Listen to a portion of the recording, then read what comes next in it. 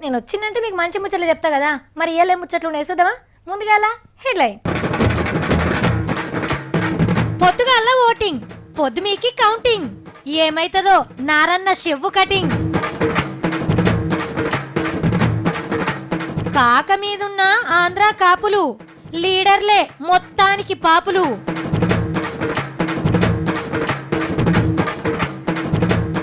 దయగల్ల మహారాజుకు జై, వార్ తిన్నాక కొడతారు నై.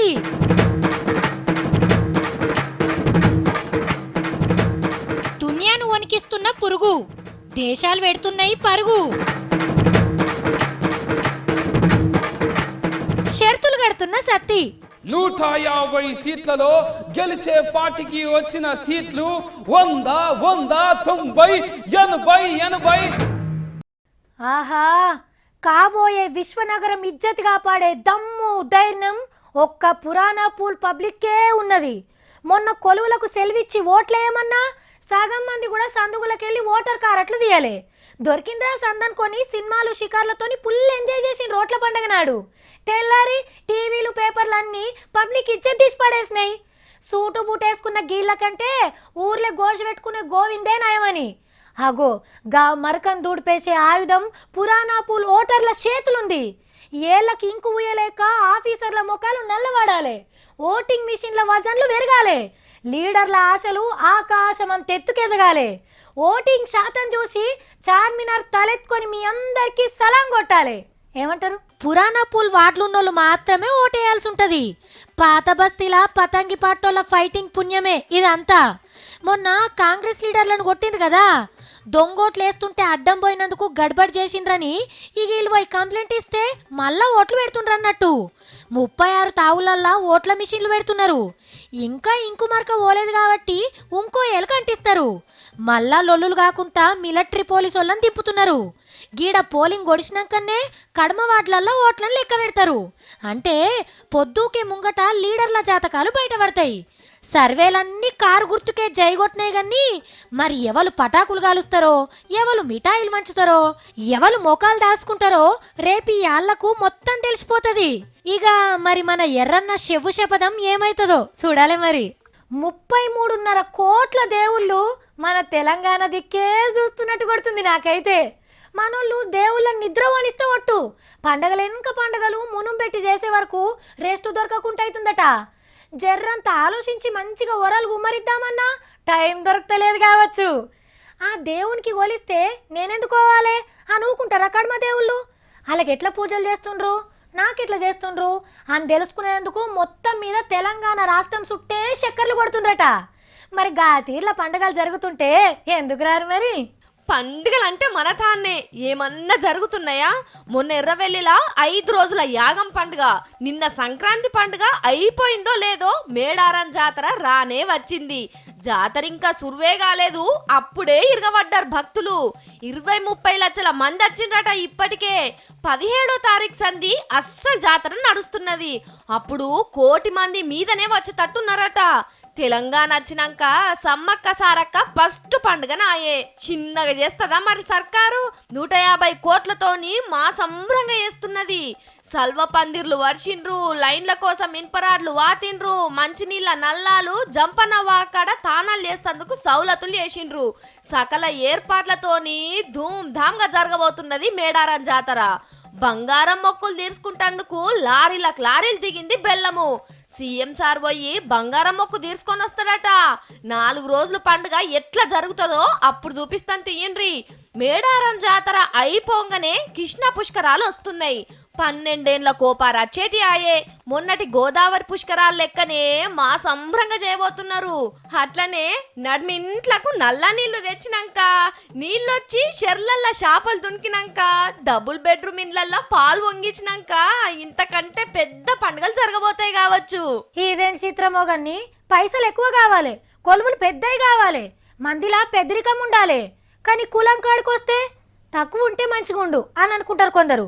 కొన్ని మాటల చెప్పుకునేందుకు చిన్నతనం అనుకున్న వాళ్ళు కూడా ఆ కులం ఉంటే మస్తు సర్కార్ని వాడుకోవచ్చు అని అనుకుంటారు. మన దేశంలో కులానికి నిలివిది. కులాలతోని పెట్టుకుంటే సర్కార్లే పడిపోతాయి. కులాలతోనే సోపత్ చేస్తే ఏకదమ్న పవర్లకు కూడా వస్తారు. అంత బలం ఉన్నది మరి కులంకు. ఆంధ్రాల కుల రాజకీయాలు కుత ఉడుకుతున్నాయి. కాపుల గర్జన కొనికిన చంద్రాలు సారు జల్దిన బీసీలలో కలిపేదందుకు చెమటలు గారుస్తుండు. గిదే విషయం మీదేసిన కమిటీ రిపోర్ట్ రాగానే కోర్టులతోని తక్లీవులు రాకుండా కాపులకు న్యాయం చేస్తామని చెప్తుండు చంద్రాలు సారు. దీనికి రాష్ట్రపతి కూడా ఒప్పుకోవాల్సి ఉంటది. అవసరమైతే రాజ్యాంగంలో చిన్న మార్పులు కూడా చేయాలి. మైకుల ముంగట మాటలు చెప్పినంత ఈజీ కాదు గిదంతా జరగాలంటే. దీనికి పెద్ద కథ ఉంటది. కానీ చంద్రాలు సారు ఎలక్షన్ల ముంగట మీకు ఈ ముచ్చట తెలియదా సారు? బీసీలల్లో కలిపేటందుకు ఎంత టైం పడుతుందో తెలియదని ఎందుకో చెప్పలేదు. ఓట్ల కోసం ముద్దర ఉపన్యాసాలు దంచినావు, సీఎం కుర్చీకి ఎక్కినావు. చంద్రాలు సార్నే కాదు, కాపు సంఘాల లీడర్లను కూడా 3 ముచ్చట్లు అడిగేది ఉంది.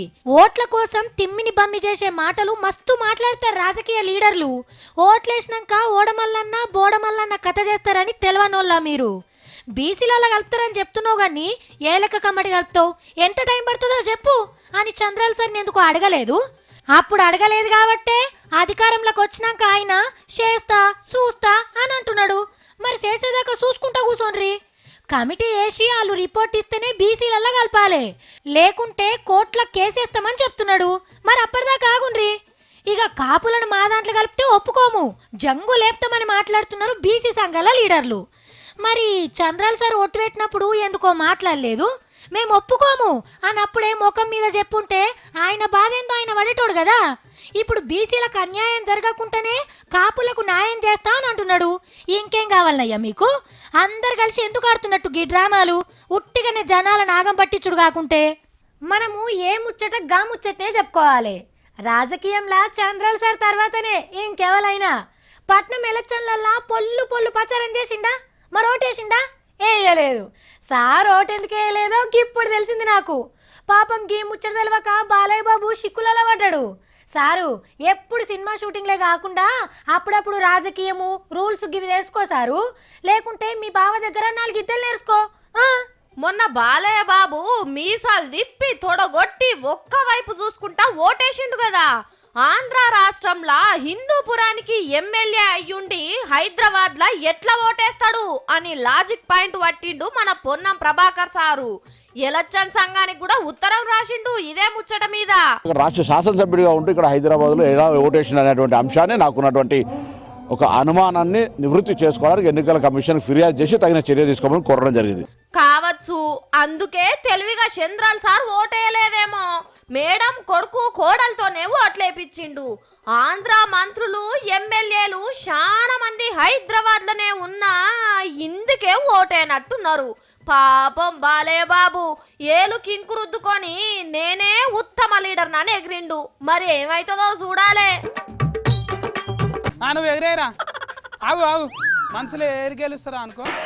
ఇప్పుడు ఎగిరే చక్కగా ఇలా పెడతావు మళ్ళీ ఆయనతో. అగో కీడికేమైంది? పైసలతో నాట పెడుతున్నాడు ఈడు. సత్తి, ఏ సత్తి, నేను టీఆర్ఎస్ మీద 100 రూపాయలు కడతారా? కారు మీదనా? 2 ఒకటే రా ఆయన బెత్తరోడా, వేరేటివి లేవా? ఆవుట మీద కట్టుకో నువ్వు. వామ్మో, మా పటేలు ఏవో కథలు పడుతున్నట్టున్నాడు కదా. సత్తి, ఏం చేస్తున్నావు? పోరా, మా అక్కతో షర్టు కడతా నేను. ఓరి పోడా, పైసలు ఏడ తెచ్చినావురా? ఏమో కడక్ నోట్లు తీస్తున్నావు, ఎక్కడి? ఓక దేవుని ఫోటో వెనక దేవులాతే దొరికినాయి అక్క. నువ్వు పెట్టి ఆడి మర్చినట్టున్నావు కదా, నాకు దొరికినాయి.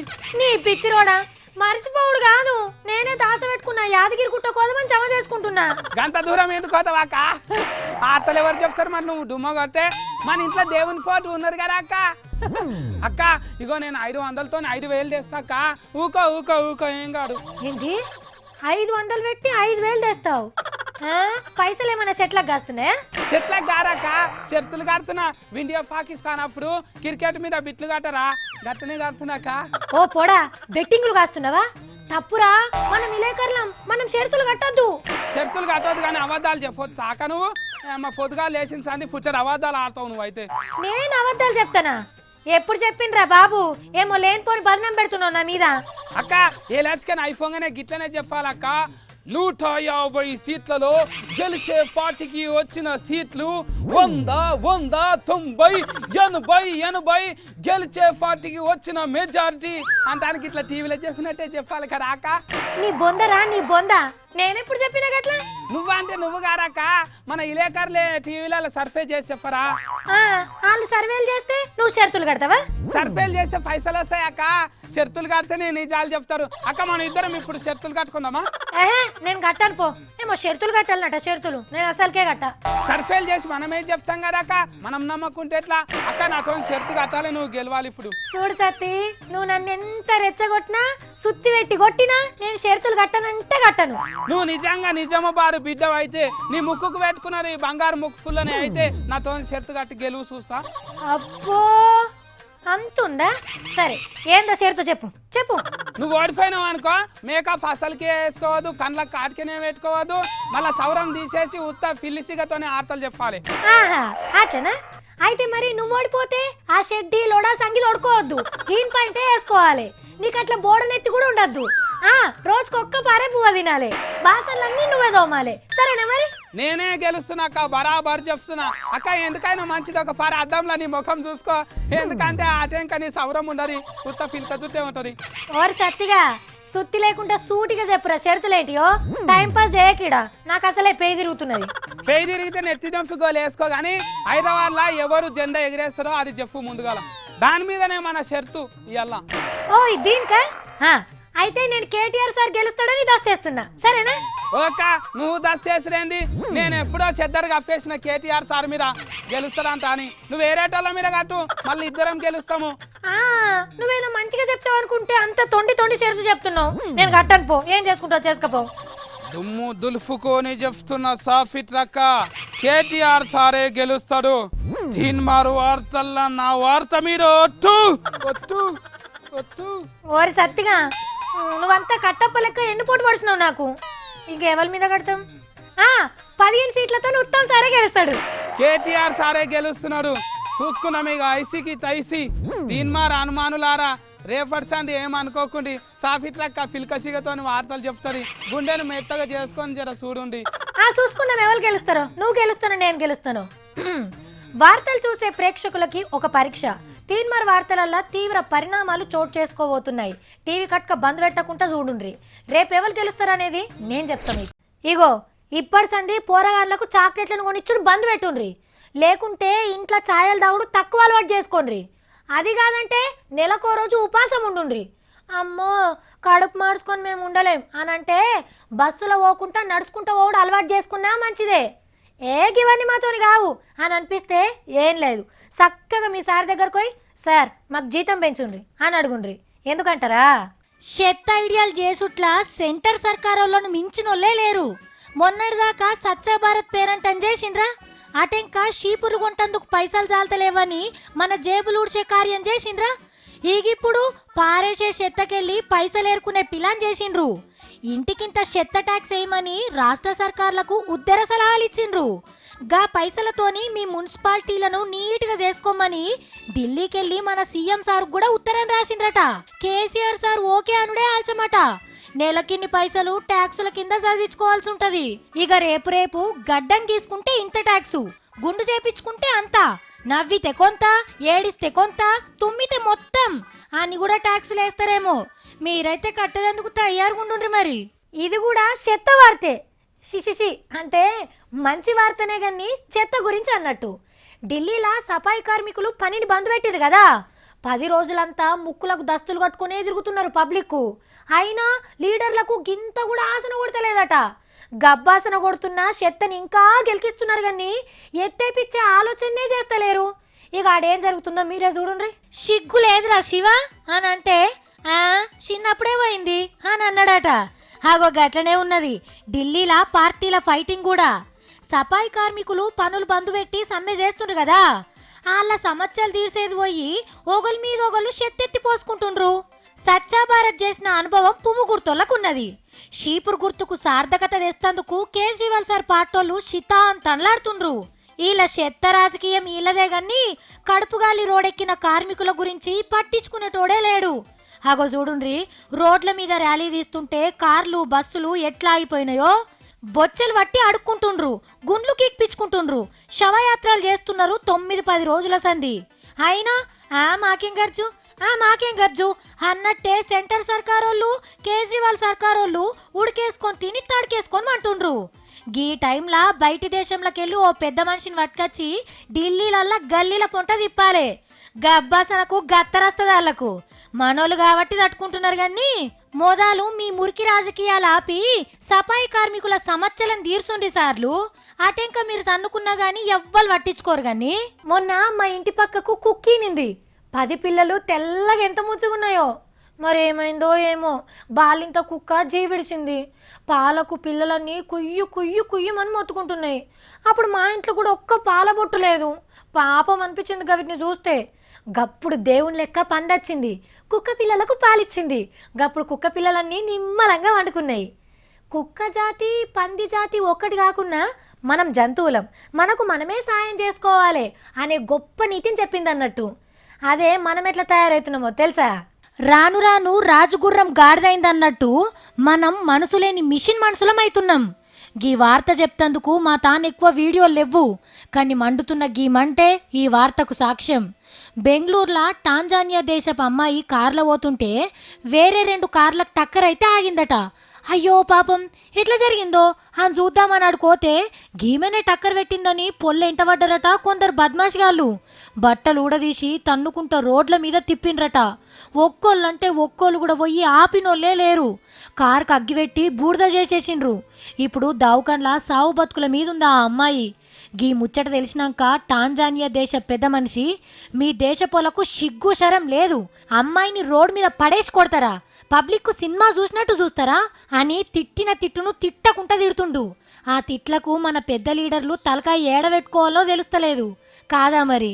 మన దేశంలోకి వెళ్ళి రోజుకు 1000 మంది అమ్మాయిలు బయటి దేశాలకు పోతున్నారు, చదువులకో కొలువులకో. ఒక పుస్తకం బైండింగ్ చేసి ఇయాళ్ళకి 12 ఏండ్లు. రోజుకిన్ని కమ్మలు పెరుగుతూనే ఉన్నాయి, కొత్త కొత్త బొమ్మలు వస్తూనే ఉన్నాయి, పోతూనే ఉన్నాయి. ఇష్టం ఉన్నోళ్ళు ఇష్టం ఉన్నట్టు రాసుకోవచ్చు, దాన్ని పూసుకోవచ్చు. పుట్టించిన సావుకారికి లెక్క పెట్టలేనని కోట్లు రాలుతున్నాయి. నేను ఎవరు పుట్టినరోజు గురించి చెప్తున్నానో ఇంకా మీకు అర్థం కాకుంటే మీరు మీ కొడుకులనో బిడ్డలనో అడుగుండ్రి, వాళ్ళు దానికి జాన్ జిగ్రీ దోస్తులు. ఎందుకంటే వాళ్ళు పుట్టినరోజును కూడా మీకంటే ముందే అదే చెప్తుంది. దునియాకు చాటింపేసే మహా గొప్ప కార్యం ఎలగబెడుతుంది కూడా అదే. మీ తరపున నేను ఫేస్బుక్కు పుట్టినరోజు శుభాకాంక్షలు చెప్తున్నా. ఇప్పుడు ఫేస్బుక్కి సంబంధించిన వార్త చూడండి. ఇగో ఇప్పుడు నేను మీకు ఒక మంచి ప్రేమ కథ చెప్తా, చెవులు షాటలోల చేసుకొని నుండ్రి మరి, సరేనా? అనగనగనగనగా ఓ పిల్ల ఓ పిల్లగాడు, వీళ్ళిద్దరూ ఫేస్బుక్ లో సూపతైనరు. పొద్దుకు 10 మాటల చాటింగ్లు మీటింగ్లతోని లవ్వుల పడ్డరు.